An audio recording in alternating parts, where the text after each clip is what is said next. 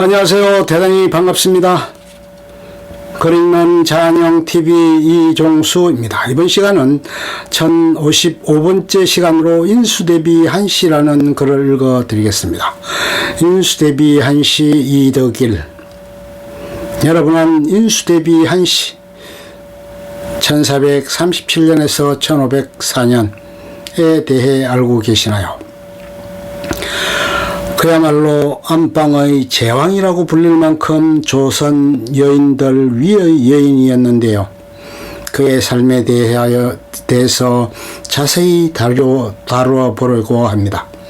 그는 수양대군의 며느리였습니다. 1455년 조카 단종, 제위 1452년에서 1455년을 내쫓고 수양대군이 임금으로 즉위하면서 만 18살의 며느리 한시도 비로소 세자빈이 됩니다. 결혼할 당시 그의 남편 장은 세자가 아니라 대군의 장남에 불과했습니다. 그러나 한시는 수양대군이 임금이 되기 위한 사전포석으로 자신을 며느리 삼았다는 사실을 그때 이미 알고 있었습니다. 세자빈이 되면서 수빈으로 책봉된 한시는 이제 자신의 앞길에 주단이 깔릴 것이라 믿어 의심치 않았습니다. 이 길이 없었다면 그는 수양의 아들과 결혼하지 않았을 것입니다. 그의 가문은 조선 제일의 영가였습니다. 단종 1년 1453년 수양대군이 김종서, 황보인 등 단종을 떠받치던 고명대신들을 제거하고 실권을 장악한 계유정난 이후 수양대군의 모사였던 한명회 1415년에서 1487년. 집안이 부상했지만 수빈 한시 가문에 비할 수는 없었습니다. 그의 아버지 한확 1403년에서 1456년 이 한명회보다 12살이 많기는 했지만 비단 나이가 아니더라도 경력상 두 집안은 비교가 되지 않았습니다. 한명회가 소년 시절이던 태종 17년 1417년 한확은 이미 진헌부사가 되어 명나라에 갔습니다. 명나라 성조의 후궁으로 선발되어가는 누나를 호송하기 위해서였습니다. 누나가 황제의 여비로 책봉되면서 그에게도 광록시 소경이란 명나라 벼슬이 제수되었습니다.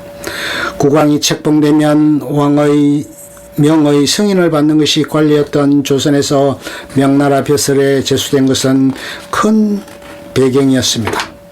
심지어 명나라 황감만 되어도 유세를 떨기 일쑤였습니다. 실제로 조선은 명나라와 조금이라도 껄끄러운 문제가 생기면 한학을 해결사로 등장시켰습니다. 1418년 태종이 세종에게 양의했을 때 그가 성섭사로 파견된 것은 당연했습니다. 그런데 명나라에서는 그를 다시 명나라의 책봉사로 임명해 세종에게 고명, 황제의 임명장을 주었습니다. 명나라 사신을 맡는 일이 골칫거리였던 조선에서 조선인으로 명의 정사가 된 한확은 국왕과도 견줄 수 있는 위치에 있었습니다. 심지어 명나라 성조는 한확에게 태자, 인종의 딸을 부인으로 주려고 했을 정도였습니다. 그럴 경우 명에서 살아야 했던 한확이 고향에 노모가 있다는 명분으로 명황실의 외척 자리를 사양했지만 황제가 태자의 딸을 주려고 할 정도로 신임을 받는다는 것은 극히 이례적인 일이었습니다. 1424년 성조가 북정중 사망했다는 비보를 들은 여비가 따라 죽자 한확과 명나라의 끈은 끊어지는 것으로 보였습니다. 그러나 성조의 뒤를 이은 선종이 여비의 정절을 높이사 다시 그 동생을 후궁으로 간선함에 따라 대국을 배경으로 한 한학의 배경은 계속 이어졌습니다. 세종 28년 1446년 이미 종일품 판중추 원사에 올랐던 그는 굳이 수양대군의 야심에 동조할 필요가 없었습니다. 그러나 수양대군에게 그는 꼭 필요한 인물이었습니다. 당대 최고의 중국통이었던 한확을 끌어들여야 훗나라의 야심을 이룰 수 있었습니다. 수양대군은 혼맥이 최고의 인맥이라는 사실을 알고 있었습니다. 드디어 그의 형 문종 제2위 1450에서 1452년이 죽고 12살의 어린 단종이 즉위하면서 기회가 찾아왔습니다. 단종 즉위년 10월 수양대군이 명나라 산사로 가기로 자청한 것은 한학과 사전에 상의한 결과일 것입니다. 이는 명나라 조정에 자신을 선보이기 위함이었습니다. 즉 자기 임금으로서 사전 면접을 위한 것이나 마찬가지였습니다. 1453년 계유정난 때 한학이 수양대군 쪽에 선 것은 딸 때문이었습니다. 그리고 계유정난에 관한 농공행상 때 한학이 정난 1등 공신에 책봉된 것은 당연했습니다. 왕위에 욕심이 있던 수양대군에게 가장 껄끄러운 문제는 명나라 고명을 받는 일이었습니다. 이 일의 사돈 한학만큼 적히긴 인물은 없었습니다. 단종 3년 1455년 윤 6월 수양대군이 즉위하자 한학은 다시 좌익 1등 공신이 되었습니다. 그 이듬해 한학은 명나라로 가서 세조의 즉위는 왕위 찬탈이 아니라 단종의 양위에 따른 것이라고 설득했습니다. 두 황제의 후비의 동기였던 그의 설득은 명나라가 세조 제2위 1455년에서 1468년을 인정하게 하는데 결정적인 역할을 했다. 그가 없었다면 15살의 임금이 삼촌에게 자진해서 양위했다는 이상한 정권교체 사건이 무사히 넘어가기는 쉽지 않았을 것입니다. 한학은 명나라의 세조의 등극을 인정받는데 성공하고 귀국길에 올랐습니다. 그런데 그런 도중 병에 걸려 그만 죽고 말았습니다. 세조실록 2년 9월 11일자에는 그의 죽음 경위가 기록되어 있습니다. 한학은 고명 사한사로 명나라 조정에 갔다가 돌아오는 길에 칠가령에 이르러 병을 얻어 가사에 대하여 한 말도 하지 않고 사업포에서 죽었다. 부검이 들리자 임금이 놀라고 슬퍼하여 예관을 보내어 압록강 위에서 너를 막고 도성지 한 명에게 명하여 장사를 호송하게 하였다. 세조가 도성지 한 명을 보내 장사를 호송하게 한 것은 파격적인 배려였습니다. 그만큼 한학의 역할을 높이 산 것입니다.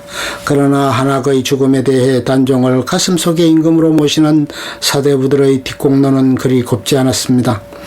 수빈 한씨는 부친의 결정을 적극 지지했습니다. 자신이 이 나라의 국모가 되기 위해서는 수양대군이 임금 자리에 올라야 했습니다. 다행히 명나라 고명을 받고 난 후 세상을 떠났으므로 부친이 죽었어도 수빈 한씨의 처지는 그리 달라지지 않았습니다. 세조의 뒤를 이어 남편이 즉위하면 조선의 국모가 되는 길은 변함이 없었던 것입니다. 그는 국모가 되어 이 나라 여성의 모범이 되리라고 결심했습니다. 그런데 청정병력 같은 일이 발생했습니다. 남편 의경세자가 세조 3년 1457년에 만 18의 나이로 갑작스럽게 세상을 떠난 것입니다. 그는 8살의 시동생 황 예종이 대신 세자로 책봉되는 것을 쓸쓸히 지켜봐야 했습니다. 그러나 이보다 더 견딜 수 없었던 것은 남편의 죽음을 두고 떠도는 소문이었습니다. 의경세자가 낮잠을 자다가 가위에 눌려 죽었는데 이는 단종의 모후 현덕 왕후의 저주 때문이라고 널리 퍼졌던 것입니다. 현덕 왕후가 어느 날 세조의 꿈에 나타나 내가 내 아들을 죽였으니 나도 내 아들을 죽이겠다고 저주한 지 한 달 만에 죽었다는 것이었습니다. 실제로는 의경세자가 단종보다 한 달 먼저 죽었음에도 이런 풍문이 떠도는 것은 이 나라 사대부 백성들의 마음속에 임금은 아직 단종이기 때문이었습니다.